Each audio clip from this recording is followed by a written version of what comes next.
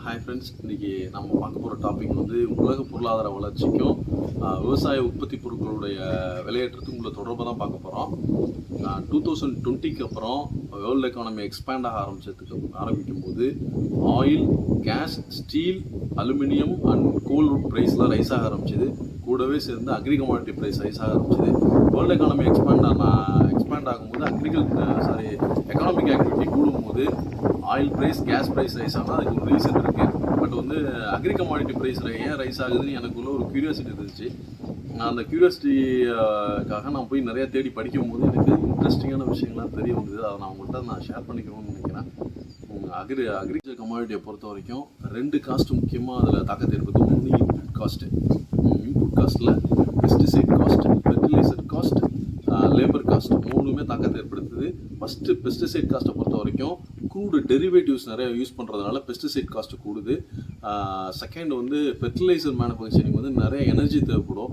Fertiliser manufacturing வந்து natural கேஸை வச்சு தான் பண்ணுறதுனால ஸோ ஃபெர்டிலைசர் காஸ்ட்டும் கூடுது. லேபர் காஸ்ட்டை பொறுத்த வரைக்கும் நான் அக்ரிகல்ச்சரில் எக்கானமிக் ஆக்டிவிட்டி கூடும்போது நான் அக்ரிகல்ச்சரல் ஆக்டிவிட்டி தான் ஃபஸ்ட்டு நடக்கும். ஸோ வந்து லேபர்ஸ் எல்லாம் அக்ரிகல்ச்சரல் செக்டார்லேருந்து நான் அக்ரிகல்ச்சரல் செக்டாருக்கு மைக்ரேட் ஆகும்போது அக்ரிகல்ச்சர் செக்டாரில் லேபர் ஷார்ட்டேஜ்னால அதோட காஸ்ட்டும் கூடுது. ஸோ இந்த மூணுமே இன்புட் காஸ்ட்டில் தாக்கத்தை ஏற்படுத்துது. செகண்ட் ஒன்று வந்து ரொம்ப முக்கியமான ஒன்று, அதுதான் டிமாண்ட் ஃபார் பயோஃபியல். உலக பொருளாதார வளர்ச்சி அடையும் போது ஆயில் ப்ரைஸ் கூடுது. எல்லா நாடுகளுமே ஆயில் ப்ரொடியூசிங் கண்ட்ரிஸ் கிடையாது. ஆயில் இம்போர்ட்டிங் கண்ட்ரிஸ் வந்து இதில் வந்து சிரமத்துக்கு ஆளாகிறதுனால அந்த ஆயிலுக்காக நிறைய அவங்களோட ஃபாரெக்ஸ் ரிசர்வ்ஸை செலவு பண்ணுறதுனால அந்த ஆயில் இம்போர்ட்டிங் கண்ட்ரிஸ் எல்லாமே அதை ப்ரொடெக்ட் பண்ணணுங்கிறதுக்காக டொமஸ்டிக் மார்க்கெட்டில் பயோஃபியூல் ப்ரொடக்ஷனை வந்து என்கரேஜ் பண்ணுறாங்க. நம்ம இந்தியாவை பொறுத்த வரைக்கும் எத்தனால் ப்ரொடக்ஷன் தான் நம்ம பண்ணுறோம். எத்தனால் ப்ரொடக்ஷனை பொறுத்த வரைக்கும் சுகர் கேன், மைஸ் இந்த ரெண்டு இதை வச்சு தான் எத்தனால் ப்ரொடக்ஷன் பண்ணுறாங்க. சுகர் கேனுக்கான இப்போ எத்தனால் ப்ரொடக்ஷன் பண்ணும்போது சுகர் கேனுக்கான டிமாண்டும் மைஸ்க்கான டிமாண்டும் கூடும்போது அதோட ப்ரைஸ் டிராஸ்டிக்காக ரைஸ் ஆகுது.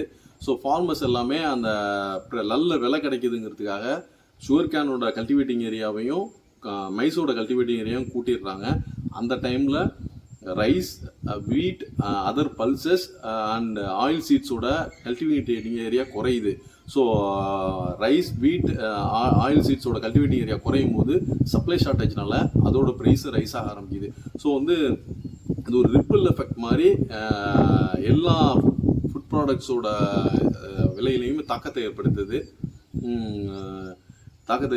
இந்த விலையேற்றம் வந்து இப்படியே தான் இருக்குமான்னு கேட்டால் கண்டிப்பாக கிடையாது.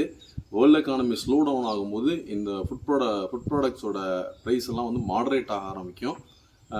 இதுக்கு ரிலேட்டடாக உங்களுக்கு வந்து எதுவும் கொஸ்டின்ஸ் தேவைப்பட்டுச்சுன்னா நீங்கள் கமெண்ட் செக்ஷனில் கேளுங்க, நான் சொல்கிறேன். இல்லை நீங்கள் எலாபரேட்டாக தெரிஞ்சுக்கணும்னு வச்சிங்கன்னா 2003லேருந்து 2008 வரைக்கும் வேர்ல்டு எக்கானமி எக்ஸ்பேண்ட் ஆகும்போது எவ்வளோ ஃபுட் ப்ரைஸஸ் ரைஸ் ஆனிச்சு, அதுக்கான ரீசன் என்னங்கிறத நிறைய பேர் ரிசர்ச் ஆர்டிகல்ஸ் எழுதியிருக்காங்க. அதை நீங்கள் கூகுளில் போய் தேடி பார்த்தா கண்டிப்பாக கிடைக்கும். இந்த வீடியோ உங்களுக்கு பிடிச்சிருந்ததுன்னா லைக் பண்ணுங்கள், சேனலை சப்ஸ்கிரைப் பண்ணுங்கள்.